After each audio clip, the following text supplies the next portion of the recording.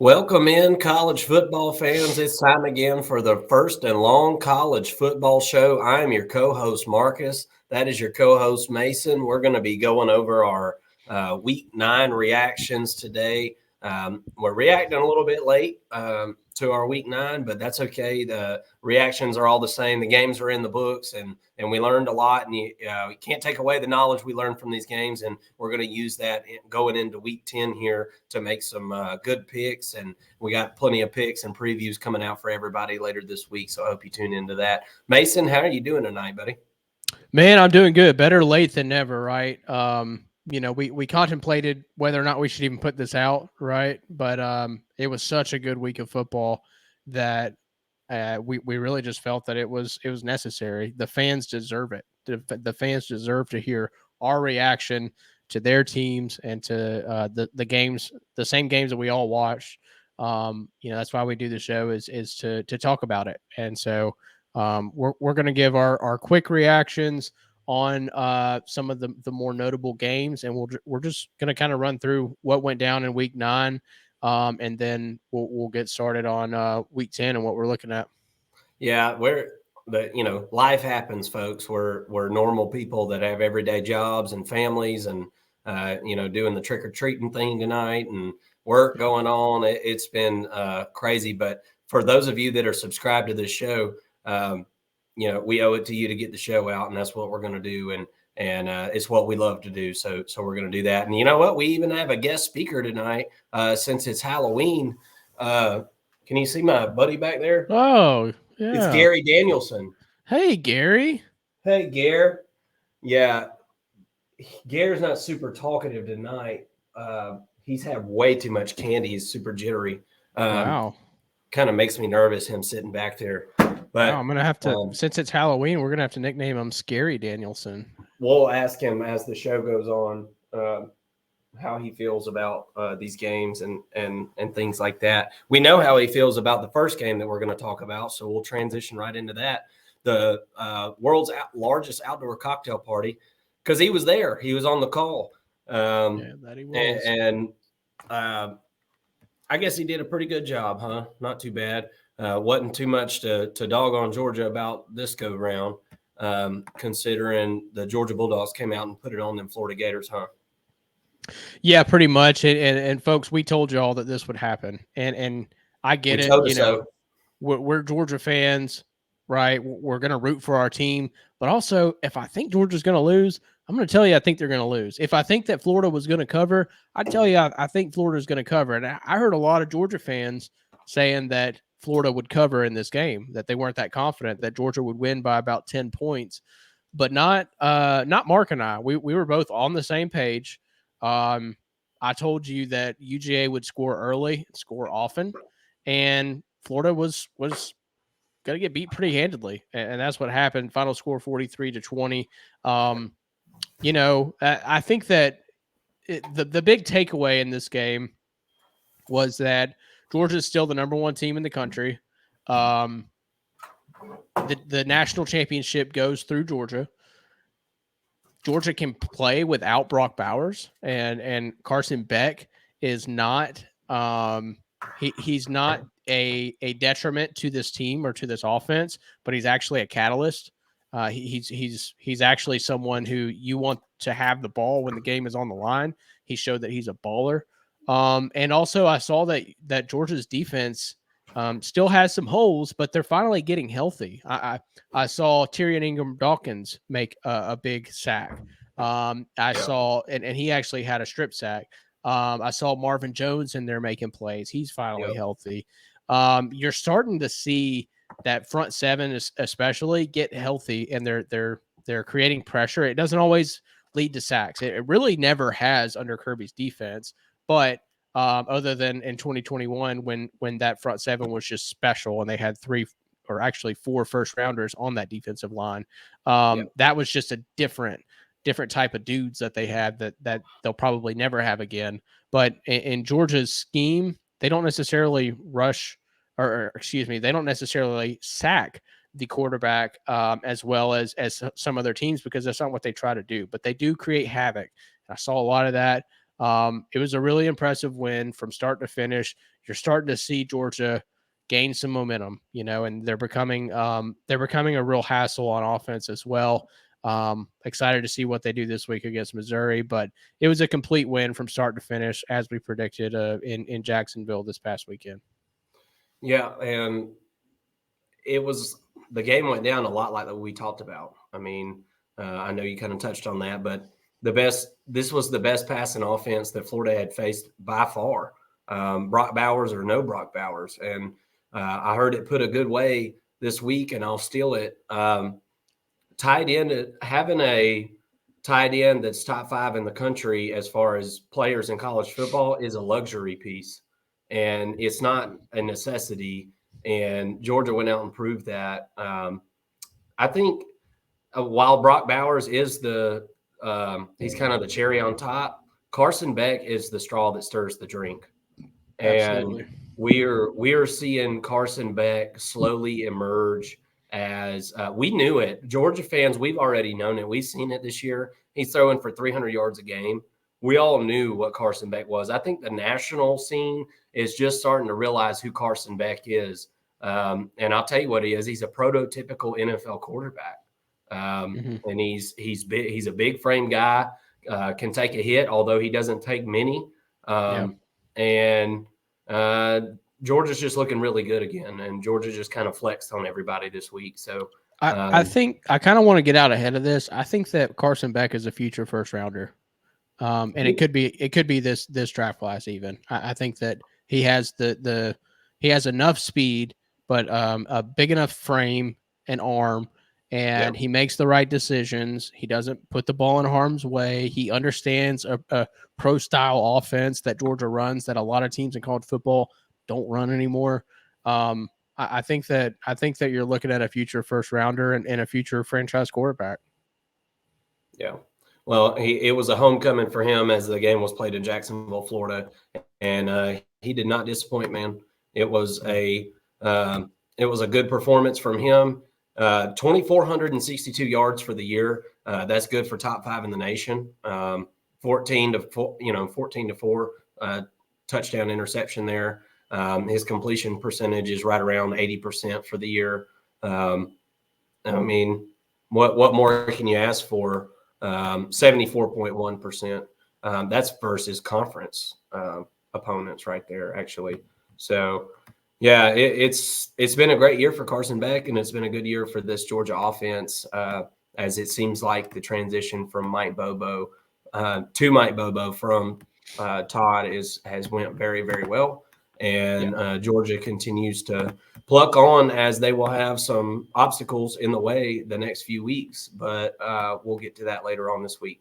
Let's keep it moving. Ohio State takes care of Wisconsin at Camp Randall, 24-10, score a late touchdown to make things look better and hit the backdoor cover, which ruined a lot of bettors Saturday for sure. I heard a lot of people on that bet. Neither one of us were.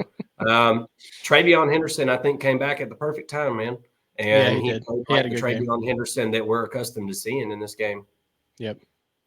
So he did. Their running game definitely got going. I thought that Marvin Harrison had another 100+ yard game and is really kind of cementing himself as a Heisman contender. If he's able to stay healthy, I think he makes it to New York by the end of the season, because you've got, Caleb Williams is seemingly out of it. Michael Penix has kind of played himself out of it in a way. He hasn't scored a touchdown in 2 of his last 3 games. And there's just not a lot of players who are doing well on teams that are also doing well. You've got Jaden Daniels, who probably has the best statistical season of any quarterback, but he's playing on a team that already has 2 losses and might pick up their 3rd this weekend. So it's kind of slim pickings. So, if Harrison could have, a huge game against Michigan that wins them the Big Ten, East Division and has him playing for a Big Ten championship, I could see him playing his way into the Heisman race a little bit more than he already is. But I think as far as this game goes, it went exactly, at least the way that I predicted, in, the under hitting. and I thought that Ohio State would win. I wasn't sure if they would cover or not. It was obviously very close. I think the spread was 14 and a hook, and they won by 14. So I didn't know which way to lean on that, but yeah, the under hits, two good defenses. I think that Wisconsin played really well, and I think that it proved for the Badgers that they made the right decision in their coaching hire with Luke Fickell, and paying him all that money, I think is going to pay off in the end. Yeah, he's just going to have to get his team in there, and which he does not have at this point. But another win for Ohio State. They are set up with some really quality wins. I think they'll be number one in the playoff poll, and I think that they're in good shape. But I don't think this is the offense that we're accustomed to seeing. But their defense is going to keep them in any game, and I wouldn't say that this is the year of the offense anyway. So let's keep it moving. Florida State at Wake Forest. Florida State just goes out there and takes care of business, right? Yeah. Wake Forest has no offense to speak of. Florida State does a good job shutting them down, taking care of business on the road. Florida State looks like they're on their way to the ACC championship game for sure. Washington at Stanford. This was look, Stanford had a chance to win this game at the end, Mason. It was a 4th and 2 play, perfectly drawn up play. I would say the ball was thrown a little bit low. I mean, it wasn't like the perfect throw, but it hits the guy in the hands, and he drops it, and that's the ball game. So Stanford had a chance in this one. And look, we talk about the ebbs and flows of teams. Washington is they're going down right this second. Okay, they have been for the last few weeks. Stock is going to be about as low as it's been on Washington, I think, coming into this week. So that's something to look at on the betting line. Perception is that Washington has faded since that game with Oregon, and that could very well be a reality, but I think Vegas is going to factor that in whenever you're talking about Washington lines this weekend against USC. So something to take a look at. But Stanford also, you talk about ebbs and flows. It seems like they're kind of more on an up trajectory. I've seen them play some really close games here lately, and it seems like they're a little more feisty and maybe headed in the right direction. But let's not waste too much time on the Stanford game. Kansas and Oklahoma. This one's quite juicy, in fact. And look, this was not a very surprising outcome to me. I'll just be honest with you. Although I did take Oklahoma and the points, I thought Oklahoma was going to be able to, get this one done by 10 or 13 points. I didn't think they would kill Kansas. But it was kind of a funky game, the way the rain delay happened. And look, if you want to look at Oklahoma's schedule, this is probably the third best team on their schedule. So for them to lose to Kansas is not some kind of big shocker. It's not like Georgia losing to, like Vanderbilt or something. I don't think those two things are equivalent, but definitely underestimated the athletic ability of Jason Bean. I did. And I think the Oklahoma defense did as well. But look, this is an Oklahoma defense that is not a finished product. And there's been some Oklahoma fans online this week that have been talking about, Jeff Lebby this, Jeff Lebby that, talking about the offensive coordinator. You gave up 38 points to Kansas. Okay. Yeah. Jeff Lebby didn't give up 38 points to Kansas. Oklahoma did. The Oklahoma defense did, and Brent Venables did. And he's in year 2. This was a tough situation, really some nasty weather, pretty cold and wet. And both teams, if you look at the numbers, man, we'll look at the numbers right now. Actually, they're very even in this game. And Kansas was just able to make plays, big plays on the ground. And that was honestly the difference. Probably better that Jason Bean played in this game than Daniels, to be honest with you. With the way the game played out and the way the run game played out, Jason Bean hit some big yards, 38-yard run on a touchdown, 3:03 to go in the third. It was just he made some big plays that really turned this game on its head. What did you think about this one in Oklahoma Sooners? Yeah, I mean, like you mentioned, it was a messy game. This one was actually on a weather delay due to lightning. And there was some rain in this game. It was like 38 degrees, really, really cold day, kind of out of nowhere, seemingly. out in Kansas, and I really thought when I realized that the weather was so bad, I really thought my underplay would hit. Because I was like, man, they're going to be running the football. They're going to be taking time off the clock. Well, then a pick six happens on Oklahoma's first possession. And I'm like, well, that's done. Like anytime there's a pick six, especially that early, you can pretty much forget about it. But then they go into locker rooms on weather delay and all that. But you mentioned it. Total yards were pretty much even. OU actually rushed for 269 yards in this game, which would almost always lead to a win. If you're over 250 yards rushing, that's almost always going to lead to a win. But that wasn't the case, for this game. The last 7 minutes. If you didn't watch this game, folks, go watch the last 7 minutes. It was absolutely thrilling. Bean throws 2 interceptions in that time, and somehow that only resulted in 7 points for Oklahoma. Then he drives his team down the field for a late touchdown, leaving Oklahoma with less than a minute to go, and they score a touchdown. Leaves them with less than a minute to go to score a touchdown, and they weren't able to do it. Jayhawks win. Fans storm the field. But realistically, at the end of the day, you can blame the OU offense if you want to. Look, they didn't really have the bounce of ball go their way in this game, and that was the difference. 1 pick six was really the difference in this game, in my opinion. And I think that both teams played sloppy. I mean, like I said, Bean had 2 interceptions in the last 7 minutes of the game, almost blew it for him, but that's football. It was a fun game to watch, nonetheless. Even though it was messy, it was still a really fun game, and the ball kind of bounced Kansas's way in this one.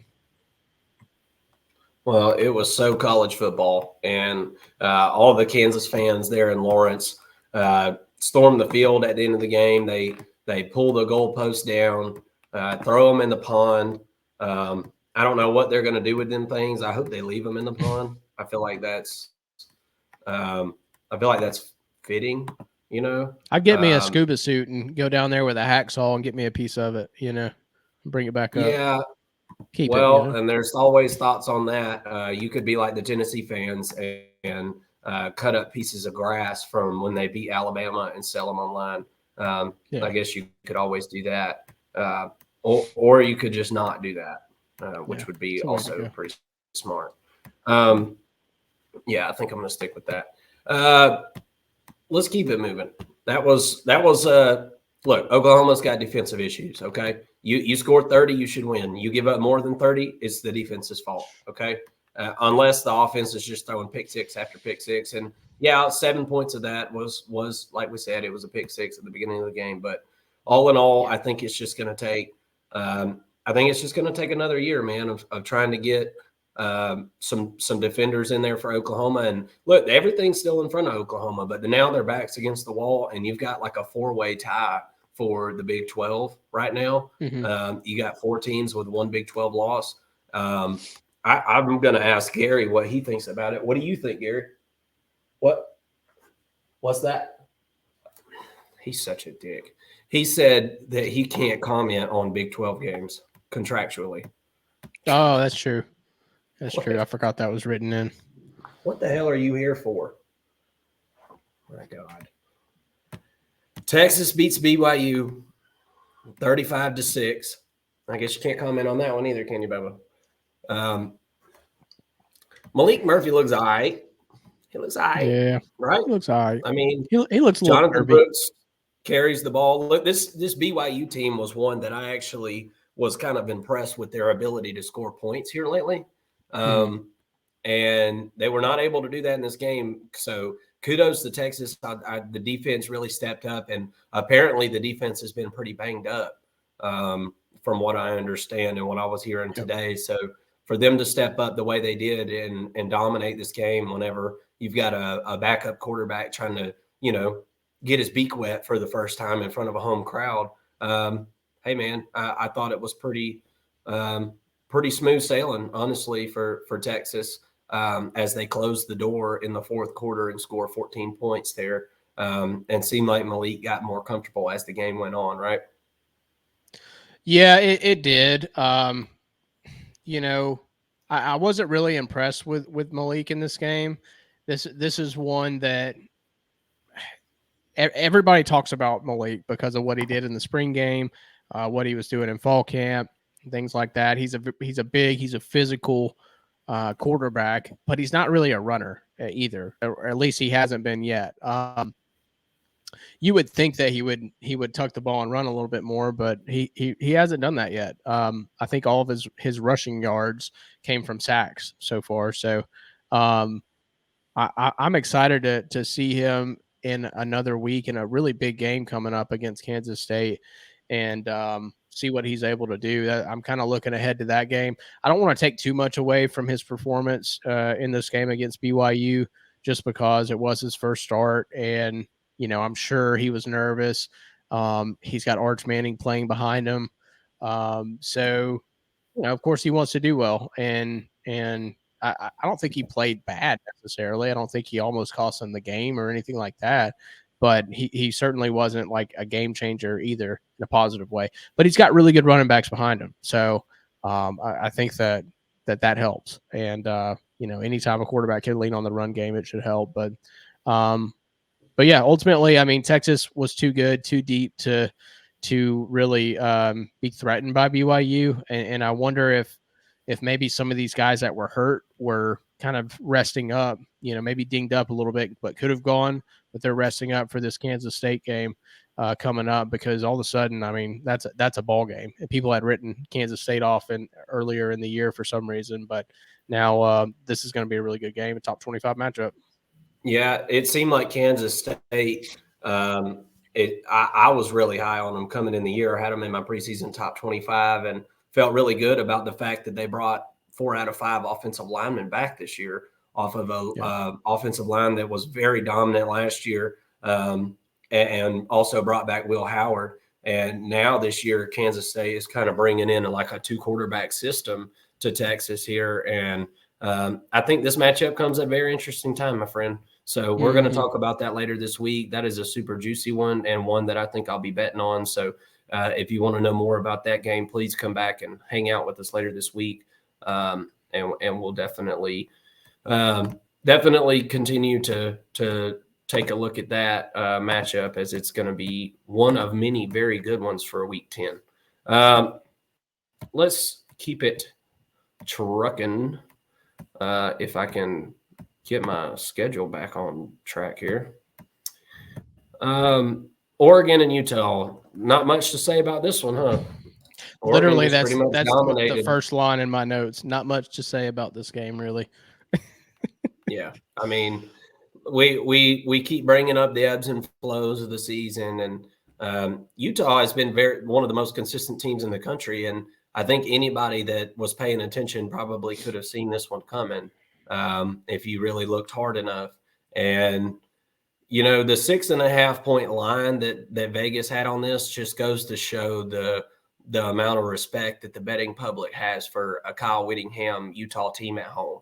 It had been a long time since they have been throttled like that at their own house. And Oregon went in there and looked like a dominant football team and really beat them at their own game. So I am very impressed with Oregon. They are on an upward trajectory. I think Georgia and Oregon are teams that are on an upward trajectory at this point, got some momentum later in the season.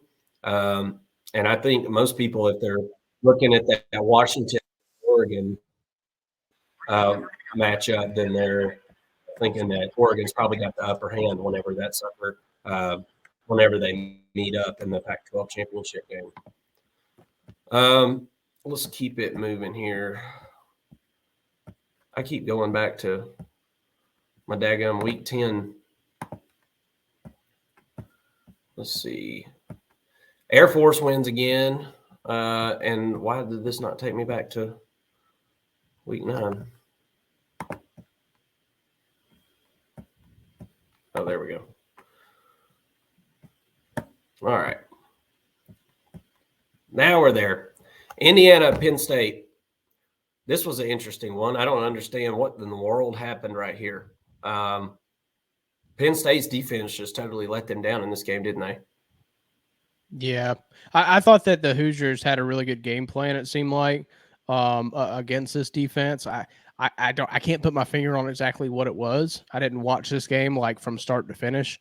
Well, I'll But tell you this: when there was a big play, it was like the Penn State defenders were like nowhere near anybody. It was weird. It was like not just. It wasn't like there was a hole and a running back ran through it. No, it was like there was nothing but green grass and the player took off. I mean, it was just something that we haven't seen. Maybe a bit of a hangover after that big game for Penn State, huh? Yeah, it was weird because it seemed like the only success that Penn State was having was coming off of a cornerback blitz. You know, I saw at least 3 different plays where they had to do that, and actually one of them they got burned on. And the quarterback kind of read it and threw it right at him, you know, pretty much, which is what you want to do in a quarterback blitz. So, that was surprising. You know, if you're seeing a cornerback blitz, that's like the defense saying we got to throw a Hail Mary because nothing's working, you know, and they, right. To me, it didn't look like the number or a top 3 defense in the country. You know, you give up 24 to Indiana. That's not great. I mean, and the game really could have been a lot worse, but Penn State recovered a muff punt early that ended up leading to a touchdown and had that same, you know, scoop and score that resulted in a safety. You know, it was kind of a scoop and score, but it was a 2-point score instead of 6. But that also happened. So that's 9 points, you know, that they ended up with because of that. But if Indiana had played a clean game, they probably would have won this because that's a lot of points to give up.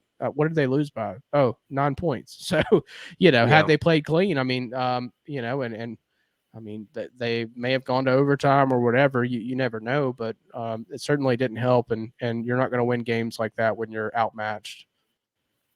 Well, one kind of silver lining in this game was at the end of the game, Aller did hit a long 57-yard touchdown pass that sealed the game for Penn State. So, you know, a lot of Penn State fans have been clamoring for this team to go down the field, and he did finally hit Lambert Smith for his longest completion of his career, and it was for a touchdown that, like I said, ended up pretty much sealing the fate of this game. So, Penn State, I get, you know, everybody gets tired of saying it, but they're like a year away. You know, I think they're a super talented defense. The defense is good enough to win a championship. The offense is good, but not great. And it's too one-dimensional right now to be able to beat a really, really good team, another championship caliber defense. And I think that's just kind of where we're at. What do you think, Gary? Gary said that Penn State's not going to beat them, not going to win the Big Ten until James Franklin's gone. That's pretty rude. All right, Gary. One more comment like that, buddy. You're out of here. All right, Oregon State at Arizona. Out there in Tucson, Arizona, man, they're all of a sudden playing some football, man. And a guy named Noah Fafita, 25 of 32, 275 yards. Wow, that's against a pretty good pretty defense. bad I mean, showing for Oregon State in this one, man. Yeah. And the Beavers, all the Beaver fans, you guys, I know we're feeling really, really good about this one.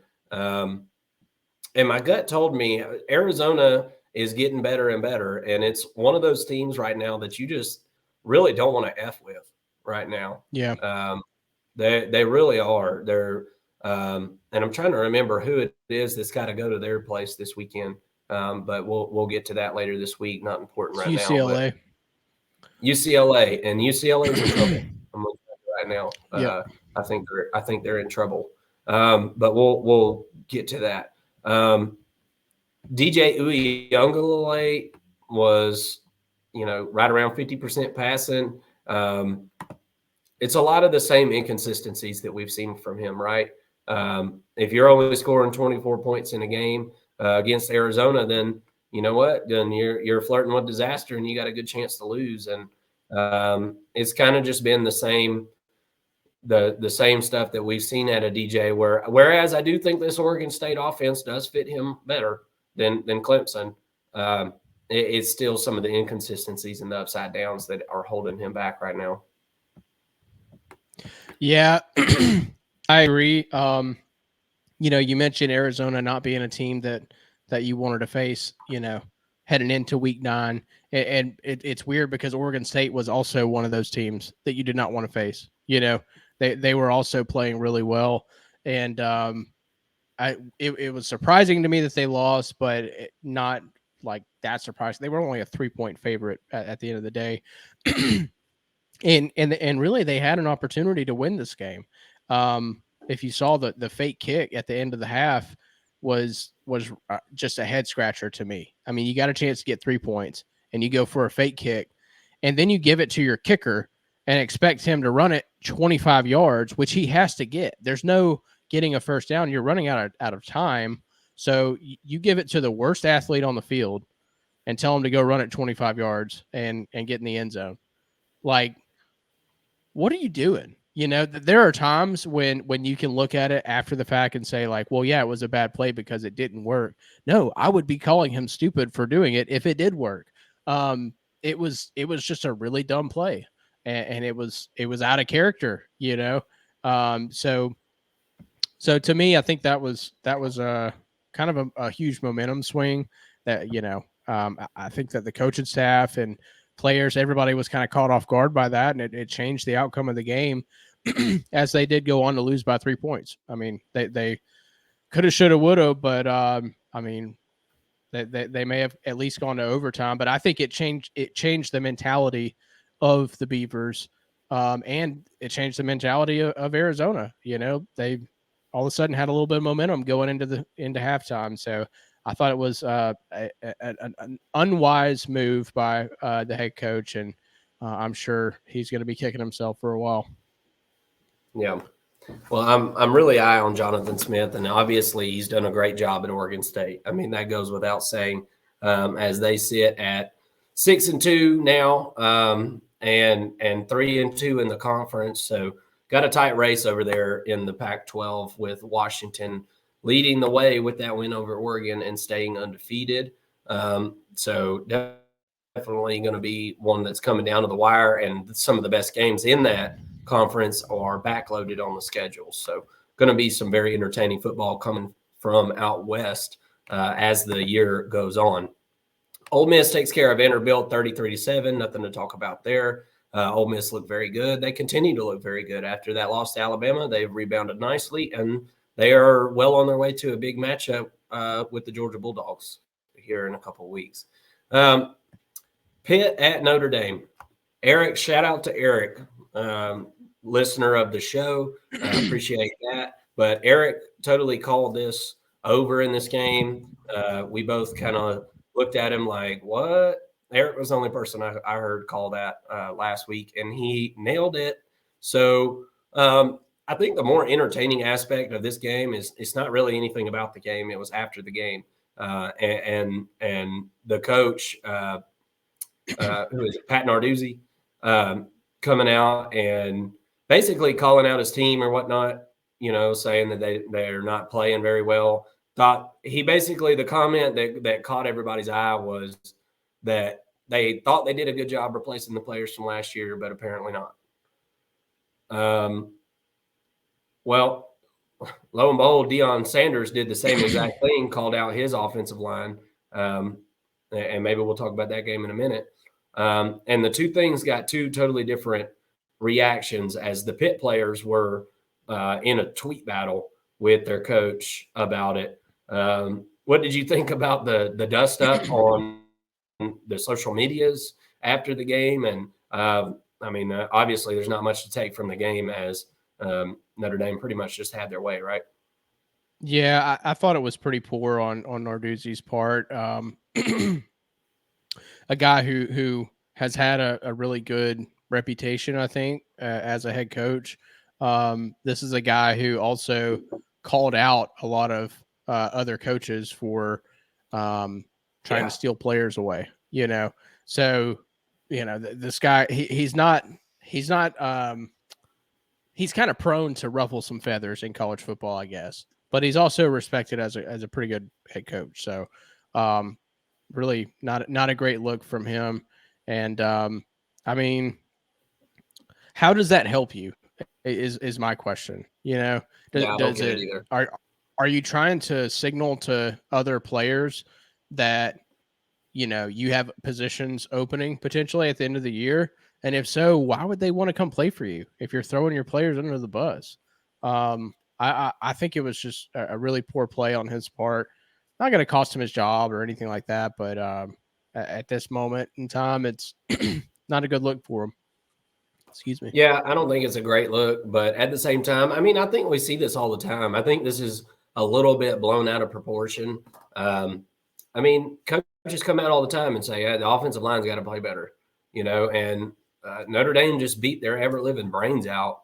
And he's like, "Look, we got to have better players." I think that right. I think the right thing would have been to probably not say that, but I think it's pretty obvious that they don't have very good players, right? If they had a bunch of really good players at Pitt, they wouldn't be 2-6. So I think you can kind of,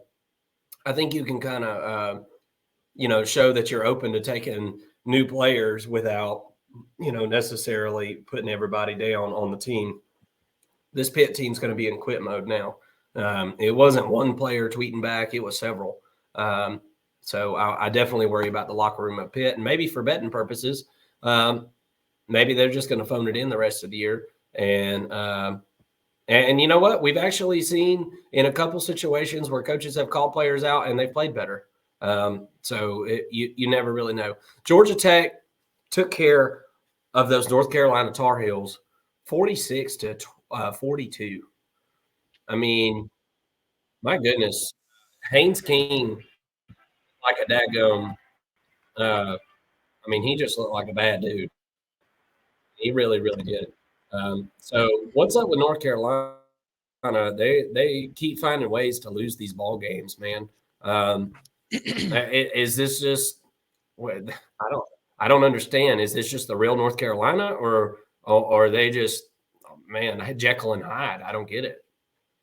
Yeah, I mean, this was. I look. North Carolina scored 42 points. Like this isn't on their offense. Yeah, clearly. This defense has been suspect for as long as Mac Brown has been there. They go out and hire Chizik and try to turn things around. At the beginning of the year, it kind of looked like maybe things were getting better and improving as the season went on. Then all of a sudden, they lose to Virginia and Georgia Tech in back-to-back weeks, and you can largely point to the defense for that. I thought I don't want to make this about North Carolina though. I was really impressed with Georgia Tech in this game, and did you know that if Tech did not lose to Bowling Green and Boston College, two teams that we would say right now they're better than, Georgia Tech would be ranked right now, right? Oh yeah. The other two losses that they had, they did get blown out by Ole Miss, but they had a 5-point loss to Louisville, who looks like the second best team in the ACC right now.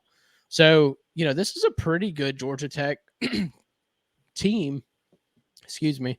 And remaining on their schedule, they've got Virginia, they've got Clemson, they've got Syracuse, and they got UGA. I think that Clemson and UGA are bad matchups for them, and they're teams with better talent and particularly a good defense. But if they win the other two, they could make their first bowl game since 2018, which is a really great job, I think. I think that Georgia Tech has an opportunity to be in games with teams who don't have great defenses.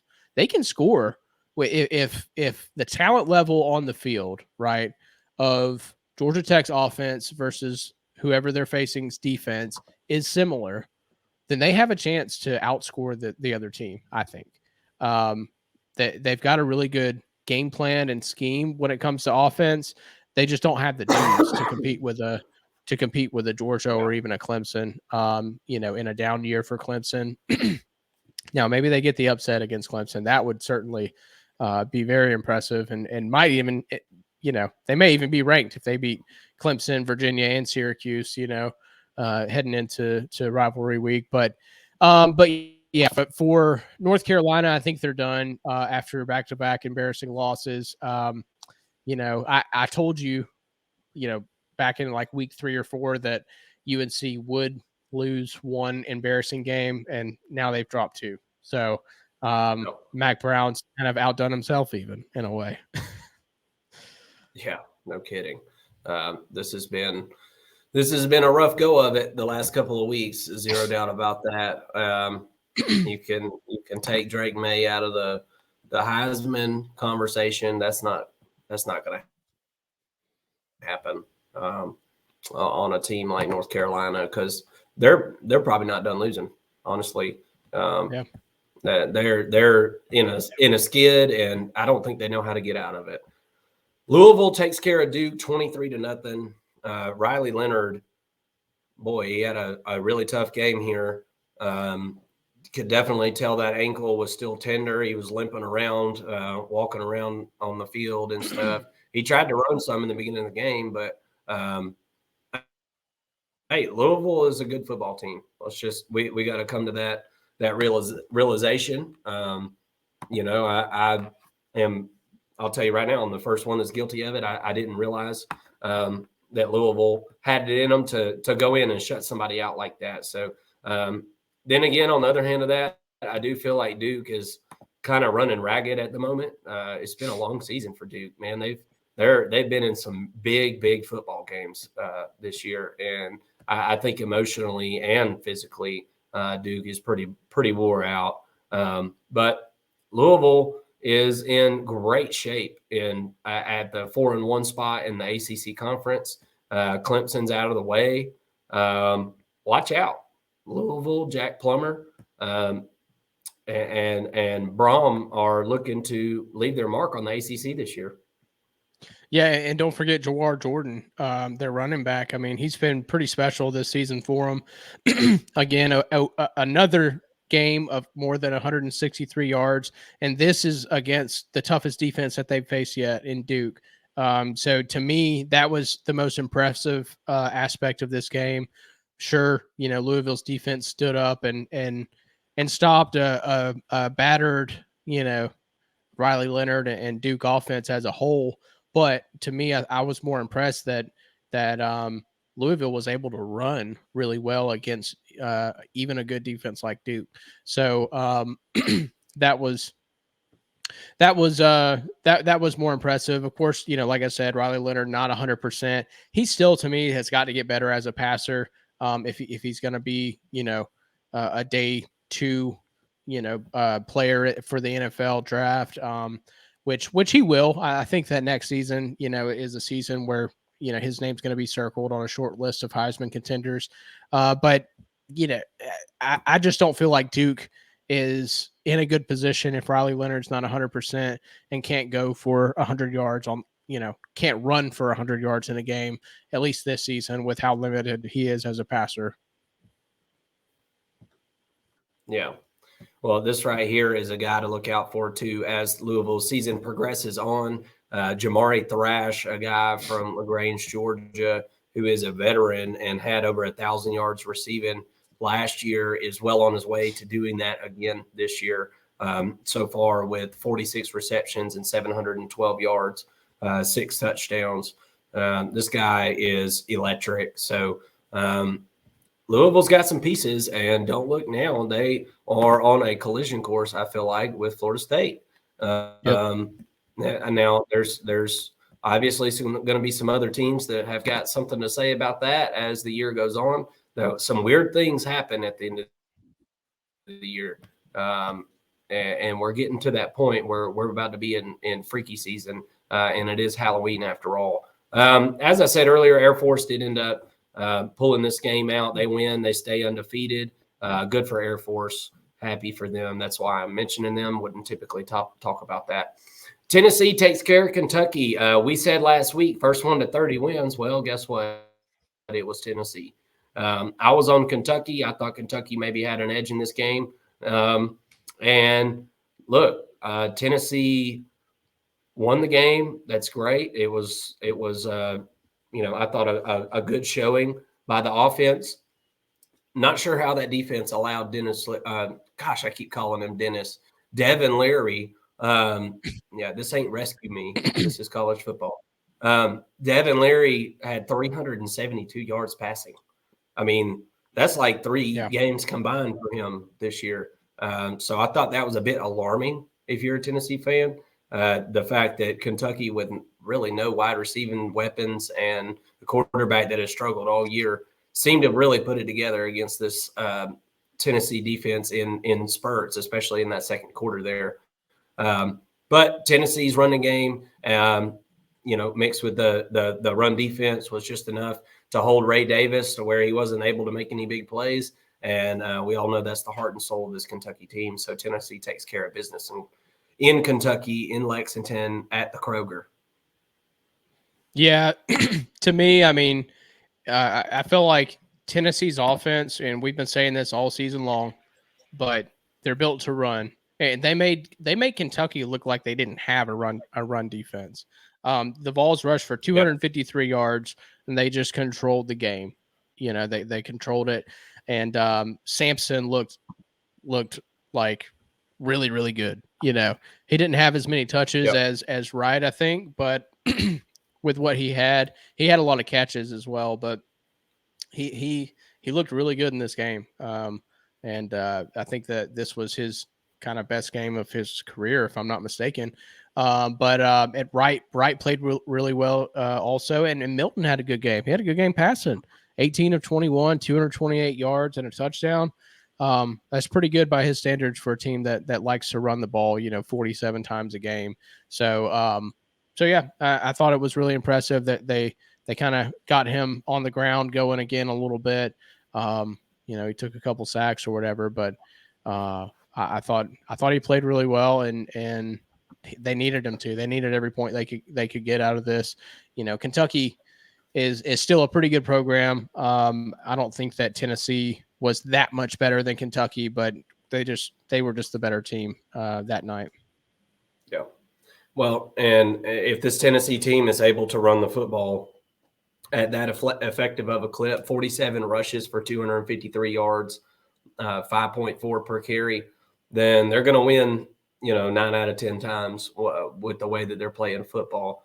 And we've talked about it all year. That is the key to this team's success, and you can almost blindly link their rushing numbers to wins on the field for Tennessee in this offense this year. Really last year too, to be honest with you, but that had more of an ability to throw out of tendencies like that last year if needed in shootouts. Not so much this year. But they get the job done. Tennessee continues on and trying to keep it going and only keep it at 2 losses and hope for that 10-win season. Tulane takes care of Rice. My goodness, I was so close to taking Rice plus 10 this weekend, and I really, really wish I would have done it. Rice JT Daniels has actually had a decent little year at Rice, but Tulane takes care of business, holds on, really. I wouldn't call it taking care of business. They hold on for dear life in the second half and couldn't allow much more than they did, but they stay in the rankings and keep it going. Colorado UCLA, this game went a lot like I think a lot of people thought, although it didn't, cash in on the spread. I had taken the under on this game, thought it would be a low-scoring Pac-12 game, a rare low-scoring Pac-12 game, and in fact, it was. This UCLA team continues to turn the ball over on offense when they try to throw it. Ethan Garbers, I think, is a better option than Dante Moore at this point, but don't really trust this UCLA team to be able to be a formidable foe, as I don't think that Colorado is just – they're not very good. Did you see how many times Sanders got hit in this game? I mean, this dude, I'm not even joking, was hit like 24 times in this game, Mason. There is no – and I'm not joking about that. It was literally in the 20s. He was hit 20-something times, not pressured. Yeah. He was pressured like 30 times. Like, I mean, I know this is a good UCLA defense, and they're really, really good at getting after the quarterback, and I understand that. But, my God, Sanders is going to get killed out there. I mean, he is going to get killed. It reminds me of like the Tennessee Jared Garantano season, just where every time you turned around, it looked like Jared Garantano was getting his spleen ruptured. It's getting to a point where it's dangerous, I think, and I think the Sanders need to think twice about maybe trying to get him out of bounds or get him on the ground before somebody else does. But this offensive line for Colorado is just horrible. What do you think about this one? Yeah, this isn't one that I actually even watched. I didn't go back and watch this game in a week with less good games. I probably would have, but I just want to be real with the fans. So I didn't go in and watch this play by play or even watch the extended highlights or anything like that. I saw some plays from the game. I saw where Shiloh Sanders went out because of the targeting call, and I thought that hit was bogus. It was a bogus targeting penalty. He led with the shoulder. It was really silly. But anyways, Dion, speaking of the other Sanders, the third Sanders in the game, he, calls out in particular the offensive line and says like, hey, we pretty much have to go get better offensive linemen. And we didn't do a good enough job of utilizing the transfer portal for offensive linemen. And that's kind of like the name of the game. Like there are not a lot of good offensive linemen in the transfer portal. And if you want one, you're going to have to pay several $100,000 to get them. And a lot of teams just aren't willing to pay that much money for an offensive line. And that I think that's what he was referencing. But he's absolutely right. He didn't do a good enough job at that. And it shows on the field because they have one of the worst pass blocking teams in the country. And, it's a shame because otherwise they'd have a really elite offense, in my opinion. They got good receivers, good running backs, great quarterback, and that's really all they're missing is the blocking up front. Yeah, absolutely. Absolutely. And the last one there was USC squeaks out a game against Cal. We will talk about USC again later this week as they are taking on Washington this week. USC's got some issues. There's lots to talk about on that team as there's been coaching moves made, as Lincoln Riley wasn't able to come to practice a couple days last week. And then the defense just looks absolutely pitiful. So not much else really to say about that. It's more of the same. The offense going out and scoring a bunch of points, and the defense can't stop a nosebleed. That's right. Yeah, I don't really have anything to add to that. USC is just not a fun team to watch anymore. They're uninspiring, and it's just not fun. Like the one reason I'll watch USC is actually not for Caleb Williams. It's for Zachariah Branch. I think Zachariah Branch is very fun to watch, and Deuce Robinson, but he doesn't quite get the ball enough as a true freshman. But Marshawn Lloyd's tearing it up too. Yeah, he has been. Their running attack is actually pretty good. I think people sleep on that, but yeah, if you're a USC fan and you feel like we're down on your team, tune in for our Week 10 breakdown because we are breaking down USC and we've got some good things to say about them there. Yeah, absolutely. Absolutely. Well, thank everybody so much for tuning in. That's going to be it for our reaction show. We got tons of content coming out this week. I've already put out some content. We kind of did some things out of order. We got our top 25 that we put out yesterday. So feel free to please check that out. Please like and subscribe to the video. We appreciate everybody tuning in, and we appreciate all our subscribers. And if you're not a subscriber, we hope that you will consider pressing that button, because it is completely free and it really helps our calls out here on YouTube. And we hope that you will continue to watch and respond and comment, because you have been doing a great job of that. And we think that we have a really good community forming here, and we really do appreciate you guys tuning in and listening to our college football talk. Until later this week, I am Marcus. That's Mason. Everybody have a great night. Thanks. Have a good night. All right, 56-23. You just want to roll this all on one? Not really, actually, but I want to do something real quick. I want to do something real quick that I'm going to clip it and I'm going to save it and I'm going to put it at the beginning of some of our, some of our videos. Yeah, just like I got you. Yeah. So let's do that. 57 minutes. Welcome into the First and Long College Football Podcast. I am one of your hosts, Marcus. That's your other host, Mason. We are so happy that you're here watching our content on YouTube or Twitter or wherever you're watching it. We just hope that you will hit that thumbs up and hit the subscribe button so that we can let you know whenever we've got content being released throughout the week, throughout the college football season and the off season as well. We're building a community here at First and Long College Football, and we want you to be a part of it. So thank you so much for watching our show, and we hope you enjoy. Thanks.